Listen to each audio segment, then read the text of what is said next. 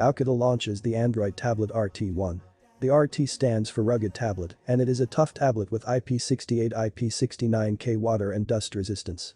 At this moment, we know that the world premiere will start on 25 November, but there is no detailed specification list on Oukitel official website and Oukitel official store. However, we are very interested in this tough tablet from Oukitel, which is known for its toughness smartphone, so we would like to let our readers know about it.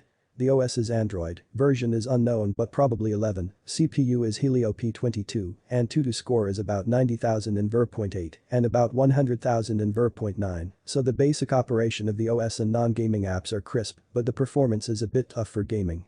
It is a severe performance. This CPU supports mobile data communication, LTE, so although the specs table above says unknown, we think it's probably an LTE model. There's 4 GB of RAM and 64 GB of storage, which is also entry-level by 2021 standards. It also has a 10.1-inch display, which is described as FHD+, but is probably Wuxka 1920x1200, the same as a typical 10.1-inch tablet. Also, the camera is pretty good for a tablet. It will be interesting to see how good the image quality really is. There's also a large 10,000 mAh battery.